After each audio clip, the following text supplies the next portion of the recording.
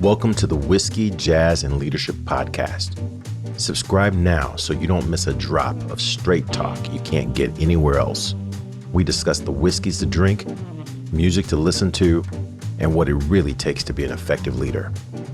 I'm your host, Galen Bingham, the leadership strategist. Tonight's guest, country music artist, Carl Ray.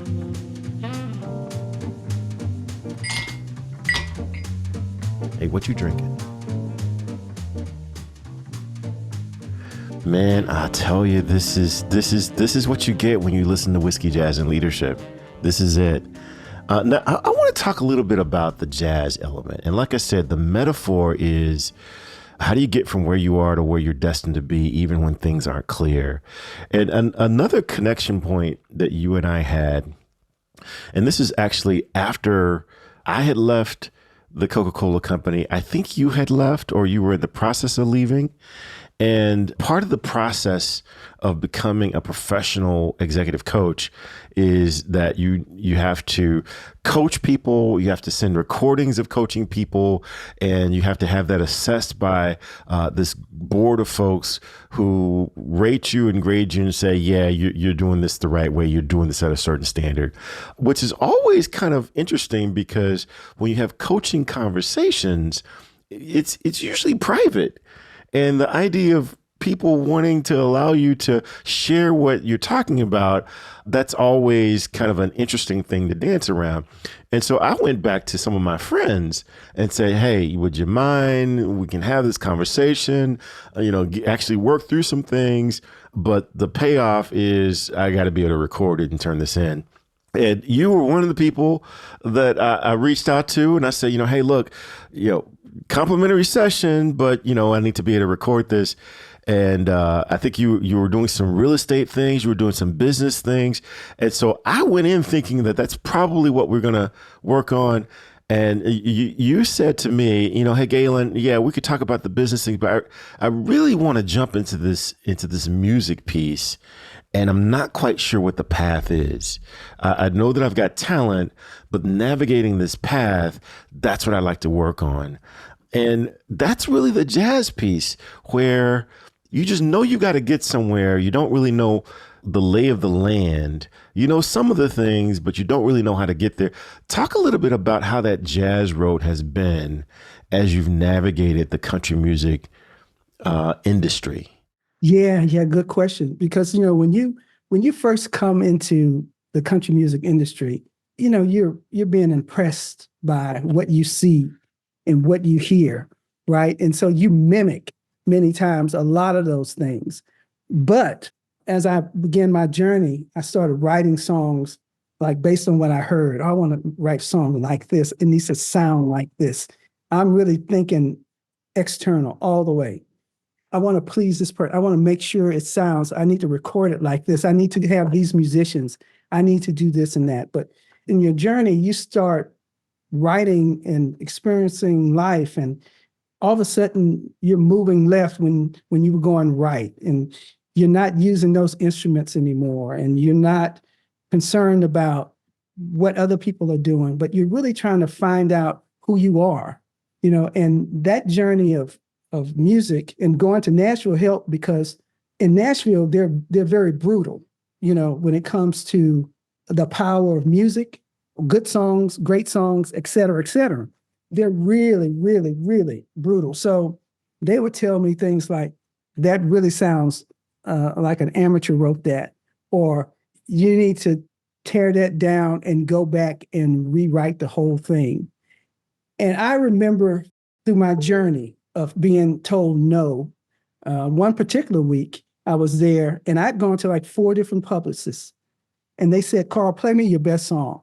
So I played my best song. And they said, play me your second best song. I'll play that song. Play me your third. I play it.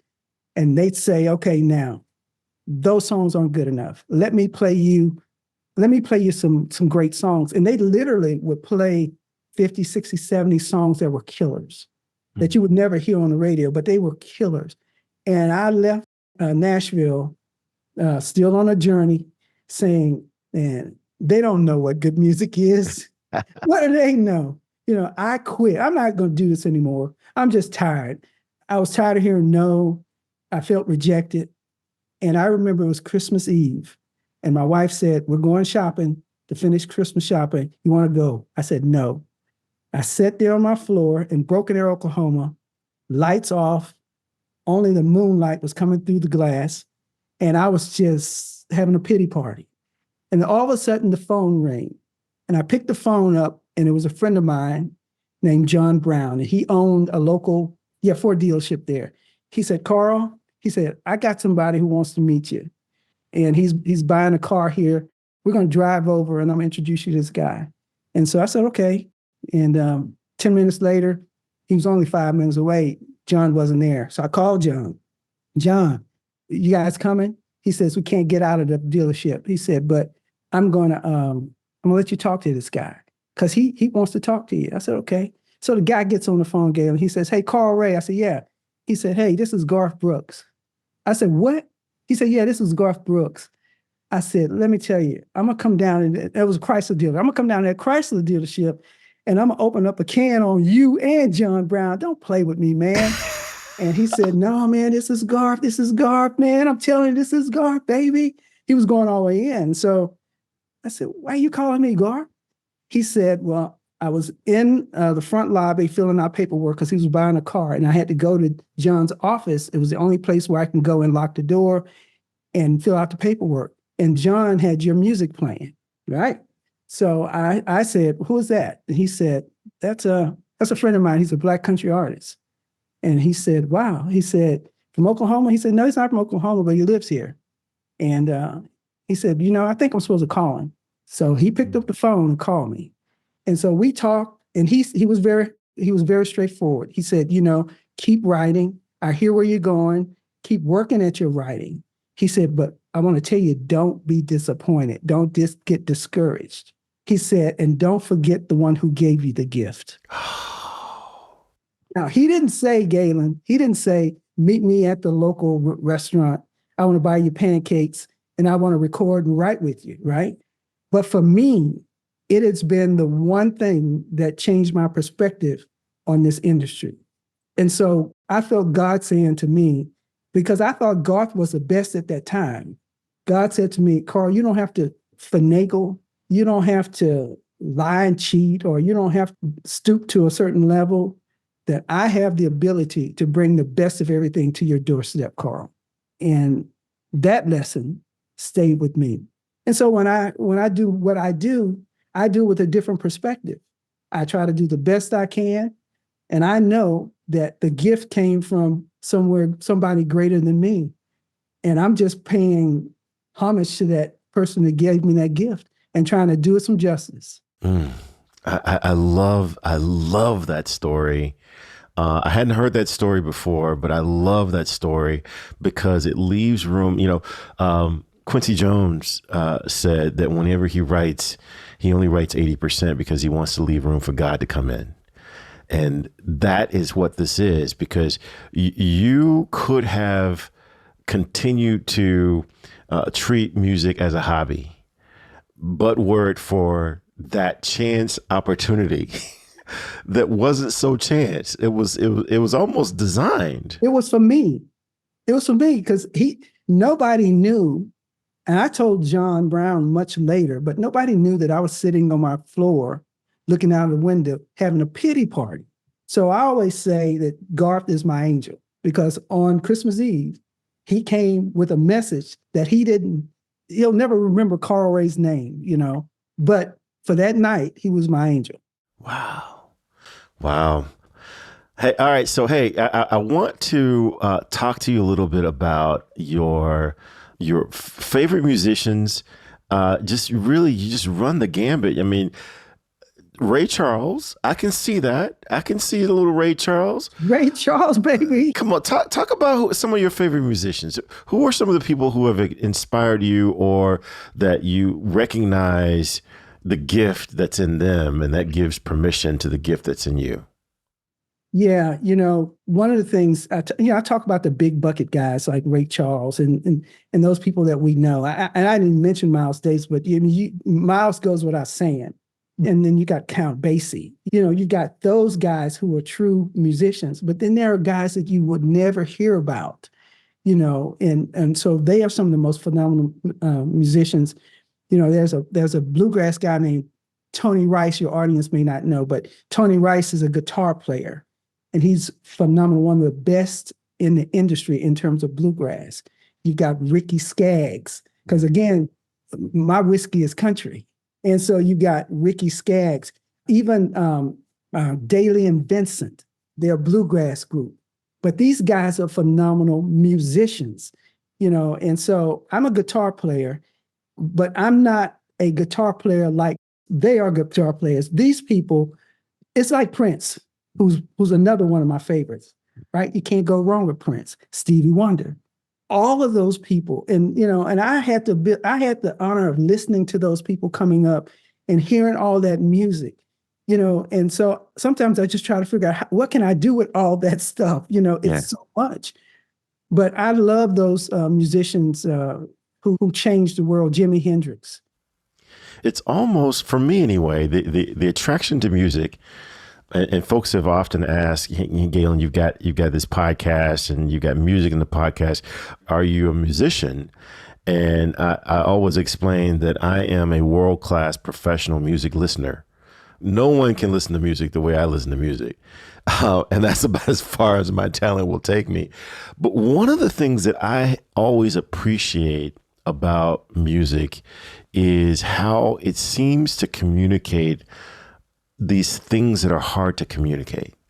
And I love the way John Coltrane said it. He said, I'm playing for God and you just happen to be listening. And I can identify with this desire to communicate something that words just don't seem to be enough. And when you can find someone that can capture some of the words that you're wanting to communicate, that's what I tend to be drawn to. What do you think is that thing that music is able to do that mere words seem to, we seem to stumble over ourselves when we try to just use words? Ooh, ooh, ooh. Well, it goes back to three chords and the truth. Sometimes we don't want to reveal the truth, right? We want to hide. Even in corporate America, I used to, when I was managing the Tennessee market, I had salespeople that they didn't want to get up in front and talk about their market. They wanted to hide, they wanted to be left alone. They had great skills and they were doing the work, but they had to overcome certain things. So I think music sometimes gives us, when it's written right, gives us the right to sit back and say, that's what I always wanted to say, but I didn't know how to say it. And that was perfect. That's one of my favorite songs, I Hope You Dance, right? And when I look at my son, and I look at my daughter, and I look at my friends, when I look at Galen, when I think about Bob Taylor, when I think about the people who have inspired me, I hope you dance. And I hope you have this sense of wonder, right? And I hope you stand behind on the side of the ocean and still feel small. I hope you dance, even if it's raining, even if it ain't looking good, bro, right? Even if they don't like you, even if the pundits are throwing rocks at you, I hope you dance.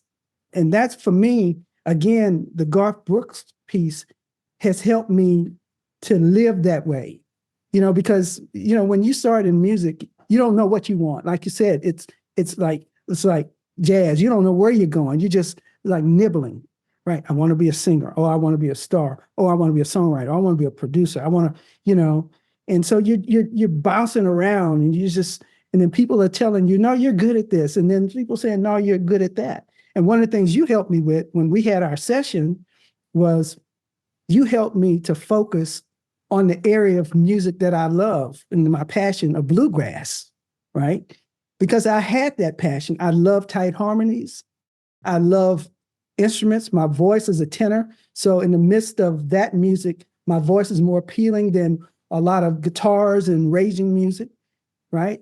I can sing gospel. There's a plethora of music I can sing. So the discussion we had and the work helped shape that, right? And so it put me back on my journey. So that's what you did for me. Wow, wow. Let's talk a little bit about the business elements, the leadership elements, because a big part, and very similar to my background at Coke, you had the privilege to lead a group of people and to kind of shape their development. Talk a little bit about some of the principles that you learned leading people at Coke that you continue to embrace and they continue to help you as you're on this part of your journey? Yeah, that's a great question. I think from a leadership perspective, I remember when we meaning the Coca-Cola company, bought Coca-Cola Enterprises, and we formed Coca-Cola Refreshments. And that whole culture clash, it was a strategic company like Coca-Cola, marketing strategic. Yeah. Then you had the bottling side of the business that was very operational.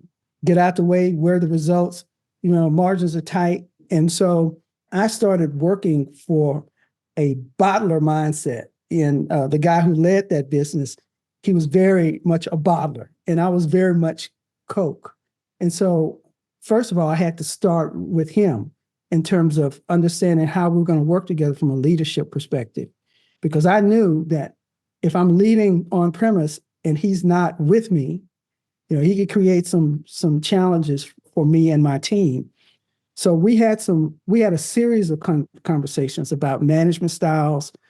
We had a series of conversations about guns on that. We called it guns on the table at the time, where you lay your guns on the table and you say respectfully anything that needs to be said. We established some ground rules, and I asked for his trust. And then I also asked him what he wanted out of the relationship, and I told him what I needed. And I needed him to always knock down walls for me with corporate America. I need him to go and get the tools we need to be successful. I need him to be an advocate for my market and for me. So once we did that, I remember my very first meeting in Tennessee with the on-premise team, and I was talking about the team and what was changing now that we've come on board with this new organization. And I remember this guy said, he raised his hand. He says, "Well, we don't do it that way here." And I was a minority, obviously, the first Black on-premise director there. So I knew what I was getting into in Tennessee. And so I said, "Okay, well, just hold that thought.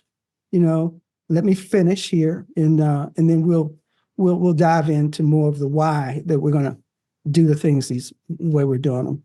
Make a long story short, he wasn't around long because he couldn't handle it. But I remember I said, "These are good old boys. They want people to like them. They don't want people to harass them. They want to feed their families." So we had this barbecue one day, and we had this band there, Galen. And I remember there was a guitar there. And I said, "Well, I'm going to go up there and play a little country music." And I remember playing country music because I can. And I just saw the mouths just like, wow. From that point on, they felt like I was one of them in Tennessee. I wasn't the suit guy from Atlanta, but I was one of them. And so much so when we would have market unit tours from Atlanta, one of the things we would do to differentiate ourselves from other market units is the VPs and presidents, when they come, they knew they were going to hear some good country music, and I'd be playing. And so it became more of a family there. And once I broke that wall with them, I was able to start talking to them about their skill set, about where we're going. And then I said, "Look, we're going to help you get there." And we did. And I set up different processes in place and routines in place, ride withs, and got many people promoted. And some people moved on, but they found their own sweet spot. For me, it's about leading from the front and connecting with people. Selling is nothing but connecting. Say that. Wait a second. Say that again. I work with a lot of salespeople who seem to miss that. So if you could say that one more time. Yeah, selling is all about connecting with people, finding what's in it for them, right? Really, what's in it for them, and sometimes you can't go to them to find that out. Sometimes you have to be strategic and find out what makes this guy tick. We had a lot of tools there at Coke, strategic selling, conceptual selling, all those things. I was just stupid enough to believe it. I think I drank the Kool-Aid or I drank the Coke because I felt like I needed some structure. And I felt like I was going to trust when I came out of your class. I said, okay, what two or three things? I couldn't do everything, but what one or two things can I do and implement in the trade back in the market with my team within my own self-development that will change the trajectory of what I'm trying to accomplish? And again, back to the music, which is my country music, which is my whiskey. You did that with the conversations we had around about my music, the type of music I was writing, the kind of music I was writing. And so you helped lead me. And so now from a leadership perspective, when I meet young people and that come into the country music industry, I'm more of a coach to them, trying to teach them how to be kings. I love it. I love it. And I keep hearing the words of Miles Davis, who my all-time favorite artist. And he said, sometimes you have to play a long time to learn how to play like yourself.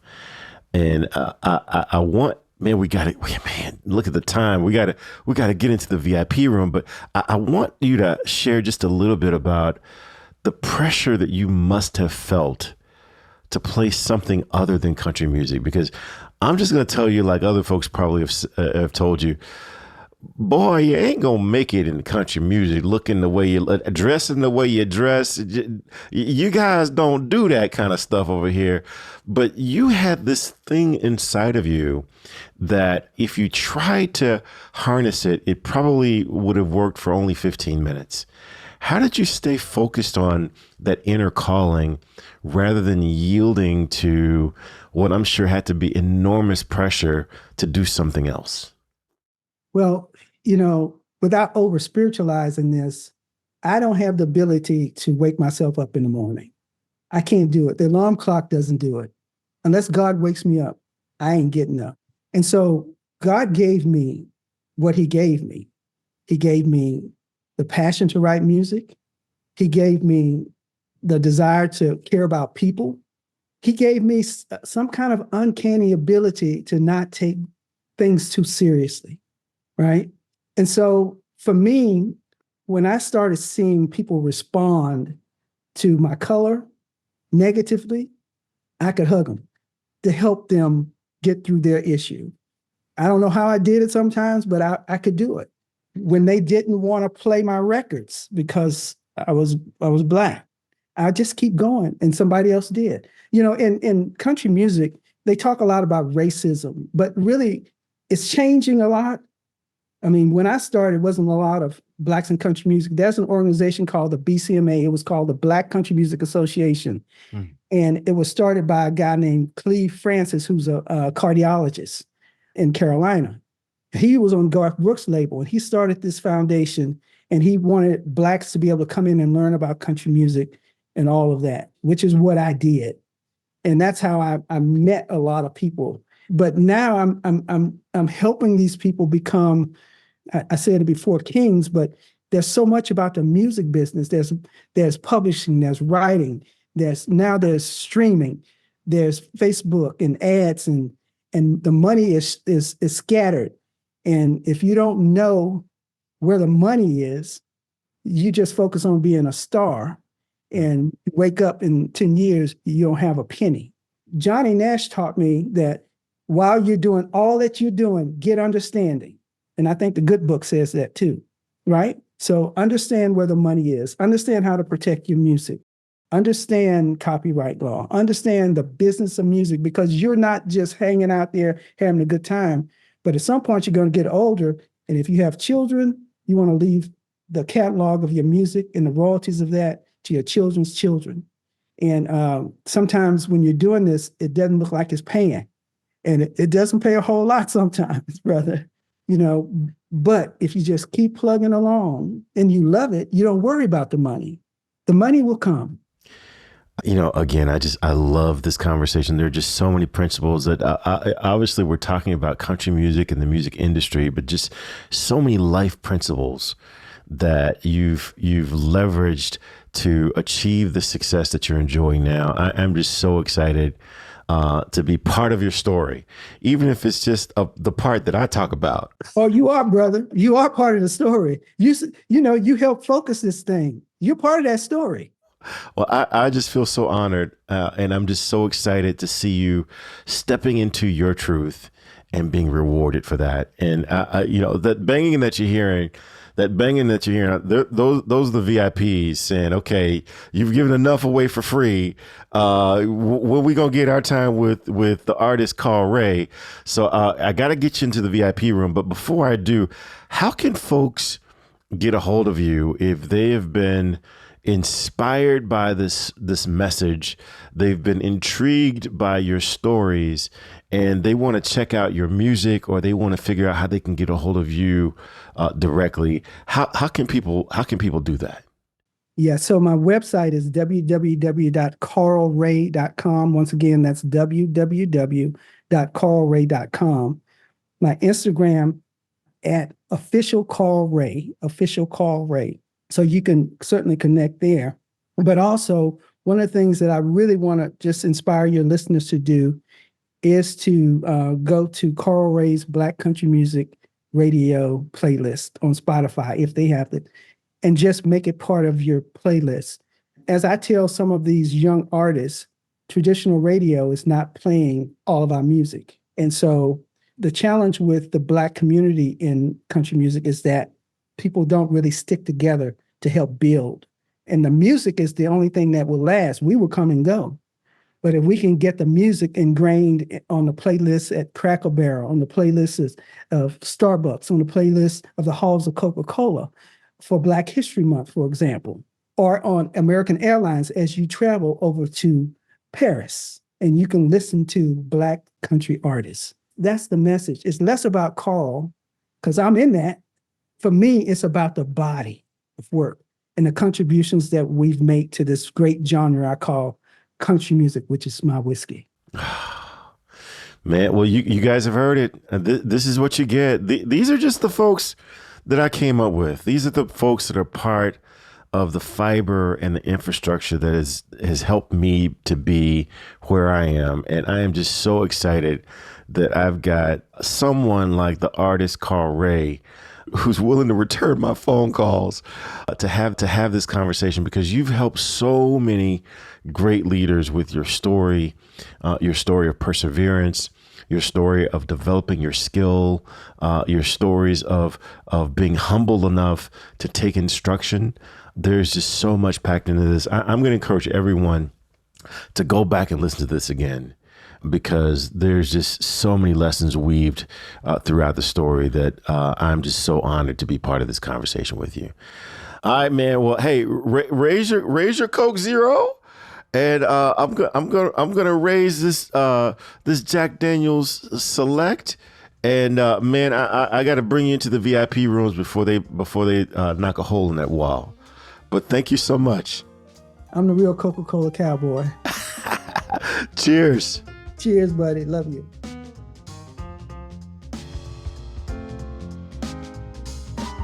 Hey, it's not too late. Hit that subscribe button so you're sure to catch the next episode. If you're really enjoying the vibe, leave us a review or become a VIP for guest and show exclusives. Cheers.